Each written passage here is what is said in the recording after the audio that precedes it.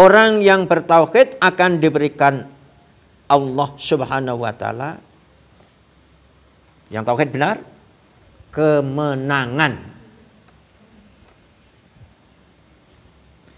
pertolongan. Ya, berikan kemenangan, pertolongan, kejayaan, dan kemuliaan. Orang yang tauhidnya salah, jangan harap dapat ini. Baik urusan dunia apalagi akhirat. Saya ulang sekali lagi. Orang yang bertauhid akan diberikan Allah Subhanahu wa taala kemenangan, pertolongan, kejayaan, dan kemuliaan. Allah berfirman dalam surat Muhammad, surat 47, ayat yang ke-7. A'udzubillahi minasyaitonir rajim. Ya ayyuhalladzina amanu in tansurullaha yansurkum wa yusabit aqdamakum. Wahai orang-orang yang beriman, jika kamu menolong agama Allah, niscaya Dia akan menolongmu dan meneguhkan kedudukanmu. Kalau kita melepas agama Allah, ya Allah pasti juga berlepas diri. Tapi kalau kita sikoh menolong agama Allah, Allah janji akan menolong kita. Baik di dunia apalagi nanti sampai di akhirat.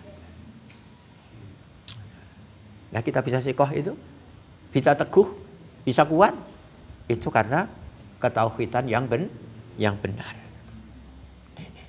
Dan juga Allah berfirman di dalam surat An-Nur, kalau tidak salah ya nanti bisa dicek, surat An-Nur ya, surat 24 ayat yang ke-55. Allah telah menjanjikan kepada orang-orang yang beriman di antara kamu dan mengerjakan amal-amal soleh bahwa Dia sungguh akan menjadikan mereka berkuasa di bumi sebagaimana Dia telah menjadikan orang-orang yang sebelum mereka berkuasa. Dan sungguh Dia akan meneguhkan bagi mereka agama yang telah diridhoinya untuk mereka. Dia benar-benar akan mengubah keadaan mereka sesudah mereka berada di dalam ketakutan menjadi aman sentosa. Mereka tetap beribadah kepadaku dengan tidak mempersekutukan aku dengan sesuatu apapun. Tetapi barang siapa yang tetap kafir sesudah janji itu, maka mereka itulah orang-orang yang fasik. Artinya balik ke belakang. Dia sudah ngerti, ilmu sudah sampai, ya, ayat sudah sampai, tapi dia kembali ke belakang. Nah, maka apa? Tatkala seorang mukmin yang mereka mencalonkan kepemimpinan, ya, ataupun dicalonkan menjadi kepemimpinan, ya, yang mereka tetap teguh di dalamnya, ya, ini Allah akan memberikan jabatan itu, gitu ya. Dan yang tadinya dalam ketakutan dan kemiskinan dan seterusnya, maka akan menjadi baldatun thayyibatun warrabbun ghafur. Tetapi tatkala tata cara yang diturunkan oleh Allah dan Rasulnya ini tidak dilazimi, tidak diikuti, maka kaum muslimin itu tatkala dia menjadi pemimpin termasuk rakyatnya, maka akan dihinakan oleh Allah Subhanahu wa ta'ala. Dan hari ini hampir nggak ada yang menyuarakan ayat ini. Nggak ada. Maka tatkala dia mencalonkan diri, kalau nggak untuk kelompoknya, ya untuk dirinya ataupun keluarganya.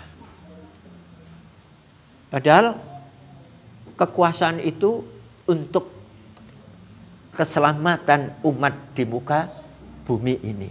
Bukan untuk kelompok, bukan untuk pribadi, dan seterusnya. Ini yang dicontohkan oleh Nabi kita Muhammad Sallallahu Alaihi Wasallam.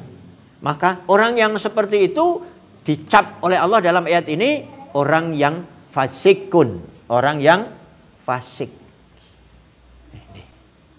Ini semuanya Al-Quran. Ya.